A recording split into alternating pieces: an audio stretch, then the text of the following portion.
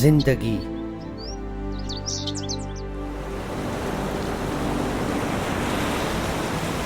ही केतिरो खूबसूरत आहे, ही केतिरो हैरान कंदड़ आहे जो तव्हां सुबुह जो उथी सघिया ऐं इहो सिज तव्हांजी क़बर जे बजाए तव्हांजे चेहरे ते चमकी रहियो आहे। छा इहा शइ ज़िंदगी खे मुनफ़रिद ऐं खूबसूरत बणाए थी? हा, इहा खूबसूरत आहे, छो जो इहा तव्हां वटि आहे जंहिंखे तव्हां मुंहुं ॾेई रहिया आहियो, जेका तव्हांखे झिंझोड़े रही आहे।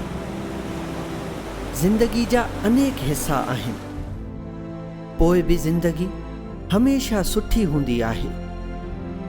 हर ॾींहुं नओं ॾींहुं हूंदो आहे ऐं हिकु ॿियो मौक़ो जेको सभ खे नसीब नाहे थींदो। इहा ज़िंदगी जेका तव्हांखे ॾिनी वई आहे, ही ज़िंदगी जंहिंखे तव्हां आर्ज़ी तौर ते पंहिंजो बणायो आहे, हिन जी अहमियत तव्हांजी सोच खां तमामु वधीक आहे। दुनिया में केतिरा ई माण्हू इहो महसूसु करण बजाए ज़िंदगी खे हल्के में वठंदा आहिनि,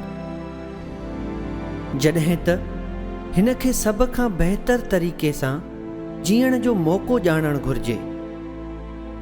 हाणे ज़िंदगी जे हिन सफ़र में तव्हांखे काफ़ी सारे चैलेंजिस खे फेस करणो पवंदो।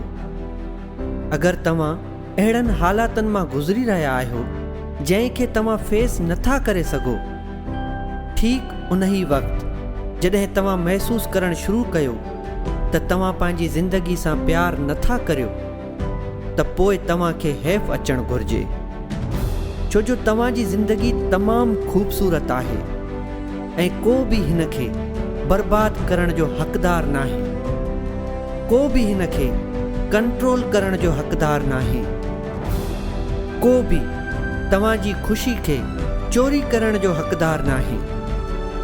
तव्हांजी ज़िंदगी आहे ऐं तव्हांखे इहो हक़ आहे त तव्हां हिन खे बहितरीन तरीक़े सां गुज़ारियो। तव्हांखे पंहिंजो नज़्मो ज़ब्त रखणु घुर्जे ऐं मुकमल ज़िमेदारी खणणु घुर्जे उन्हनि नतीजनि जी। काफ़ी सारियूं अलॻि शयूं थियण वारियूं आहिनि जंहिं ते तव्हां अमल कंदव, केतिरियूं ई मुख़्तलिफ़ शयूं जेके तव्हांखे सुस्त करण जी कोशिशि कंदियूं।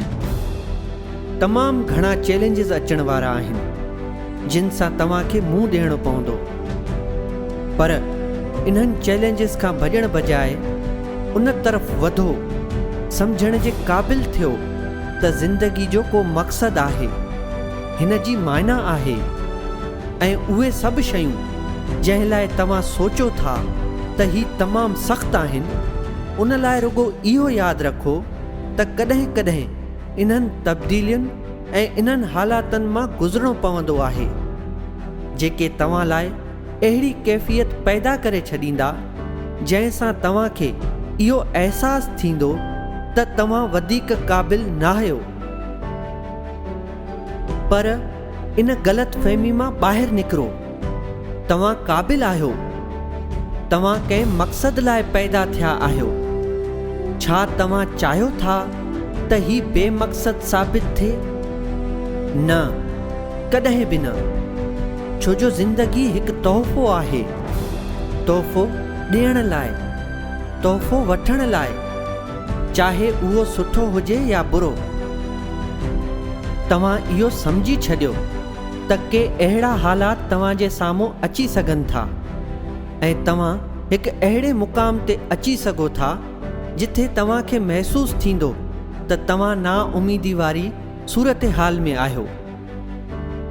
तव्हां पंहिंजी ज़िंदगीअ जे कंहिं अहिड़े मोड़ ते अची सघो था जिथे तव्हां रस्सी जे आख़िरी हिसे ते आहियो ऐं फ़क़ति हिकु कमु रहियल आहे, उहो आहे मथे चढ़णु, छो जो हिन अरसे में तव्हां घणो कुझु करे सघो था। इहो यकीन करियो त तव्हां घटि करण बदिरां घणो कुझु करे रहिया आहियो। उन्हनि शयुनि ते ध्यानु ॾियणु बंदि करियो जिन खे तव्हां कंट्रोल नथा करे सघो ऐं उन्हनि शयुनि ते ध्यानु ॾियणु शुरू करियो जिन ते तव्हांजो कंट्रोल आहे। पंहिंजी ज़िंदगी ते कंट्रोल हासिल करियो, पंहिंजे पाण ते यकीन करियो। हिन दुनिया में केतिरा ई माण्हू आहिनि, कोशिश करियो उन्हनि खे कुझु न ॿुधायो त तव्हां छा महसूसु करे रहिया आहियो, तव्हां छा थियणु चाहियो था। हींअर केतिरा ई माण्हू आहिनि जेके तव्हांखे पंहिंजे हुजूम जो हिसो बणाइण जी कोशिश कंदा। उन्हनि खे पंहिंजी ज़िंदगी ते कंट्रोल न करणु ॾियो। कंहिंखे बि पंहिंजे मक़सद जी तस्दीक न करणु ॾियो। यादि कयो त कुझु वक़्तु अॻु तव्हांखे कंहिं माण्हू इहो चयो हुयो त तव्हां क़ाबिल न आहियो।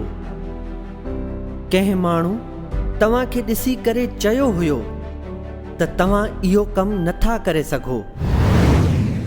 मां तव्हांखे चवां थो त तव्हां इहो कमु करे सघो था। तव्हांखे इहो कमु करणु घुर्जे। मां तव्हांखे चवां थो त हींअर ई तव्हां पंहिंजे बहाननि, ख़ौफ़ ऐं शक खे ॿुधाए छॾियो त तव्हांजी ज़िंदगी में उन्हनि लाइ का बि जाइ नाहे। छो जो ही तव्हांजी ज़िंदगी आहे जंहिं लाइ तव्हां विड़ी रहिया आहियो। ही तव्हांजी ज़िंदगी आहे जंहिं लाइ तव्हां जी रहिया आहियो। ऐं का फ़िक्र न करियो, तव्हां खां बहितर हिन खे कोई नथो करे सघे। कुझु बि थियण जो इंतज़ारु न करियो, तव्हां ई इन खे अंजाम ॾियण वारा आहियो। फ़क़ति उन वजह खे ज़रूरु यादि रखो जंहिं वजह जे करे तव्हां इहो सभु कुझु कंदा आहियो, पूरी ज़िमेदारी ऐं कंट्रोल सां। ऐं इन खे असीं चवंदा आहियूं ज़िंदगी।